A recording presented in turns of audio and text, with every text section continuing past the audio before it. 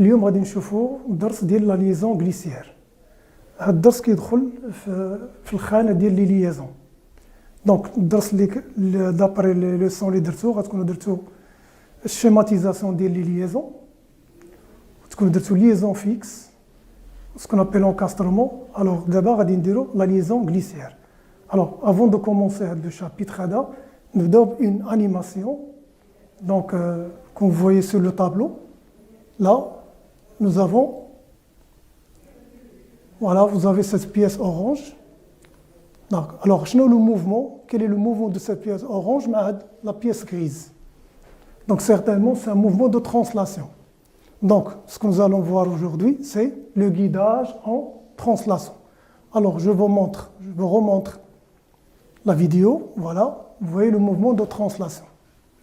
Alors, combien de degrés de liberté nous avons? Nous avons un seul degré de liberté, c'est la translation.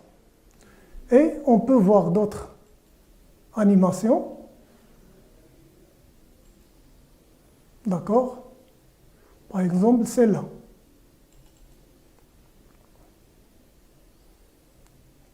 Voilà, vous voyez que nous avons une liaison glissière, d'accord, de ce chariot par rapport à cette pièce-là. Nous avons utilisé des rouleaux. Alors, le cours d'Yannelium, c'est la liaison glissière. Le guidage en translation. Bon, c'est quoi le guidage en translation? C'est un guidage qui permet un mouvement de translation, tout simplement. Alors, d'après le schéma cinématique, nous avons en 3D, voilà, cette pièce bleue qui peut glisser par rapport à cette pièce qui est rouge. Donc nous avons un mouvement de translation. Ça, c'est le schéma cinématique. Schéma cinématique. Ça, c'est en 3D. Il est en face maintenant. Alors, la pièce bleue, comme ça, et la pièce rouge, c'est comme ça. Il est la vue de gauche. Alors, la pièce bleue sera comme ça, et la pièce rouge, elle sera comme ça. Donc, nous avons un seul degré de liberté. C'est la translation. Voilà. Comment peut-on réaliser la liaison glissière? Alors, on peut réaliser la liaison glissière, d'accord, de deux manières. Soit nous avons des surfaces prismatiques, soit nous avons des surfaces cylindriques. Alors, en ce qui concerne les surfaces prismatiques, naturellement, d'accord, les pièces, ils ne peuvent pas tourner l'une par rapport à l'autre, car ils sont constitués de formes planes, donc ils ne peuvent pas tourner l'une par rapport à l'autre. Nous trouvons ici une liaison glissière en forme de T. Là, en forme de queue d'aronde. Vous voyez les sortes de queue d'aronde. Là, une surface plane avec une forme en V.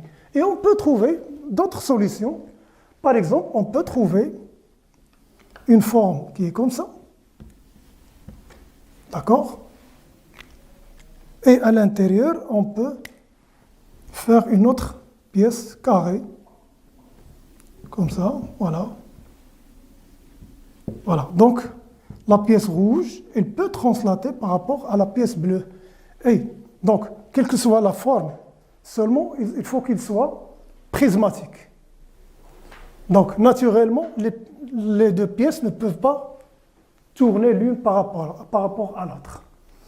Alors, si la forme elle est cylindrique, alors si la forme elle est cylindrique, on doit penser à éliminer la rotation. Si la forme elle est cylindrique, on peut penser à éliminer la rotation. Par exemple,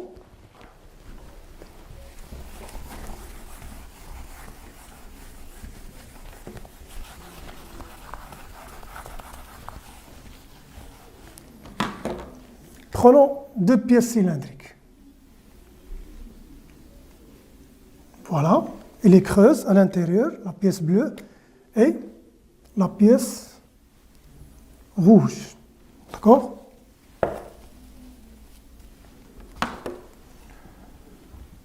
Alors, qu'est-ce qu'il peut faire la pièce 1 par rapport à la pièce 2? Donc, elle peut tourner comme il peut translater. Donc, ce n'est plus une liaison glissière, c'est une liaison pivot-glissant. Nous, qu'est-ce qu'on veut? On veut réaliser une liaison glissière, guidage en translation. Donc, on doit éliminer la liaison, on doit éliminer la rotation. Comment peut-on réaliser, éliminer la rotation? Par différentes solutions. On peut utiliser une clavette, là, entre les deux pièces, pour éliminer la rotation. On peut utiliser des cannelures. On peut utiliser 2 tiges cylindriques. Et on va voir ça, ces solutions, on va les voir dans la suite dès le chapitre. Alors, donc, le guidage en translation peut se faire par 2 solutions, soit forme prismatique, soit forme cylindrique. Alors, nous allons commencer par guidage par forme prismatique. Alors, le guidage par forme prismatique, comme j'ai dit, donc on n'a pas besoin d'éliminer la rotation. La nature des formes élimine la rotation. Alors, pour la solution des surfaces de guidage prismatique, alors on a deux types de solutions. Soit le guidage direct, soit le guidage indirect. Qu'est-ce que ça veut dire guidage direct? Alors le guidage direct, ça veut dire que entre la pièce 1 et la pièce 0, nous n'avons pas interposé une autre pièce. يعني أنه بين la pièce 1 و 0 ما درناش بيناتهم شي بياسة بيناتهم. C'est direct. Alors, شنو هما les avantages ديال هاد la solution? L'avantage de هاد les solutions directes, c'est qu'ils sont simples et économiques. C'est facile à réaliser, donc ils ne sont pas chers. Mais les inconvénients de la solution par guidage direct, il y a les frottements. D'où usure, d'accord? D'où usure. Qui dit frottement, dit chaleur, dit usure. Alors, et l'usure, l'usure entre les deux pièces, il faut penser au réglage du jeu. Là, nous avons utilisé un système de réglage du jeu. Alors, si vous voyez là, entre les deux pièces, nous avons fait une cale, une pièce. Avec le temps, il y a l'usure à ce niveau-là. Donc, de temps en temps, on dévisse l'écrou et on visse la vis pour rattraper avec le jeu qui est dû à l'usure. Ça, c'est le réglage du jeu. Alors, le contact direct, c'est facile à réaliser, c'est pas cher. Alors, on peut passer au contact indirect. Nous sommes toujours surface prismatique. Alors, contact indirect. Alors, pour diminuer le frottement, on interpose ici, entre les surfaces de contact, des bandes anti-friction. Ça veut dire, on interpose de la matière qui diminue les frottements. D'accord? Sinon, on peut utiliser des éléments roulants, sorte de billes. Les billes, vous voyez là, vous voyez la pièce jaune et la pièce grise, la glissière. Donc, on peut utiliser des billes qui facilitent la translation. On peut utiliser des bandes. Donc, ils sont commercialisés, on peut les acheter dans le commerce sous forme de kit et on peut les mettre entre les deux pièces. Alors, ces bandes-là forment des rouleaux cylindriques ou des billes qui facilitent la translation. Et là, nous avons un exemple. D'accord? Représentation graphique. Nous avons la pièce qui est en haut, celle-là, et la pièce qui est en bas. Entre les deux, nous avons utilisé le kit. Cette pièce, elle est fixe avec celle-là en bas, celle-là est fixe avec celle-là en haut. Et entre les deux pièces, nous avons utilisé des bandes, d'accord, avec des rouleaux qui facilitent la translation. Ça, c'est le guidage par forme prismatique. D'accord? Alors, la deuxième solution, guidage par forme cylindrique. comme j'ai dit, il faut penser à éliminer la rotation. On doit éliminer la rotation. Par exemple, je peux utiliser là une rainure et je peux utiliser une clavette. Bon, vous savez qu'est-ce que c'est une clavette? Une clavette, c'est une pièce qui élimine la rotation. Faites-le quand elle élimine la rotation, elle permet le guidage en translation.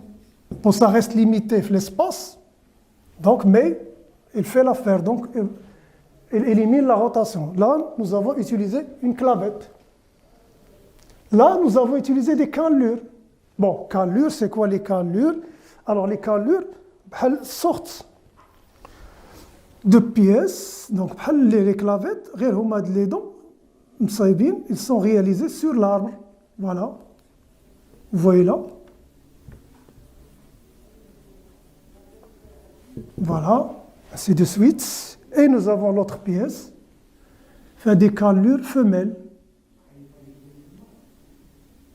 Des cannelures mâles, des cannelures femelles. Voilà, et ils vont être montés là. Donc, bon, c'est ce qu'on appelle les cannelures. Donc, les dents, ils éliminent la rotation, la translation. On peut utiliser une vis de guidage avec une rainure. Mais faites attention, il ne faut pas que la vis soit trop serrée. Il faut qu'il reste un petit jeu là. Sinon, ce sera une liaison fixe. Ce sera une vis de pression. Non, c'est une vis de guidage.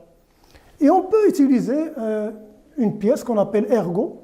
Bon, le nom est spécial, ergot. C'est un mot technique. Il joue le rôle, il a de la vis, il a de la clavette. C'est cette pièce. Donc, elle laisse la pièce en translation, elle élimine la rotation. D'accord? Rendons-nous la suite. Donc, guidage par tige cylindrique. Alors, guidage par tige cylindrique, vous voyez là, nous avons utilisé deux tiges. Donc, si nous avons utilisé une seule tige, ce sera une liaison pivot-glissant. Donc, nous avons utilisé les deux tiges de guidage. On peut les appeler les colonnes de guidage. Les colonnes de guidage. Et vous voyez là, vous avez deux colonnes de guidage là. D'accord? Donc là, cette pièce, il peut translater. Et on peut interposer une bague ou une douille de guidage. La douille fait des billes à l'intérieur qui facilite la translation. D'accord? إذن هنايا شفنا, je rappelle, en utilisant un graphe de résumé du cours. Alors là, guidage en translation, ce qu'on appelle la liaison glissière. Alors là, c'est forme prismatique ou forme cylindrique. Et voilà la forme cylindrique, on a imma direct, imma indirect. D'accord? Et la même chose, la forme cylindrique.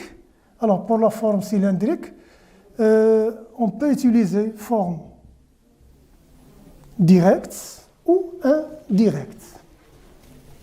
Donc, direct ou indirect. Donc, le chapitre de la liaison glissée, c'est un chapitre qui est un peu court. Donc, ce qu'il faut retenir, c'est le schéma de la liaison. Il ne faut pas oublier. D'accord? Le schéma de la liaison. D'accord? Et le principe. Le principe, il est facile à détecter. Une lecture de dessin. Une lecture de dessin. Alors, c'est facile à détecter. Soit vous avez des formes prismatiques, soit vous avez des formes cylindriques. Alors, ainsi se termine le chapitre d'INA. Comme j'ai dit, ce n'est pas un chapitre qui est long, c'est un chapitre qui est court.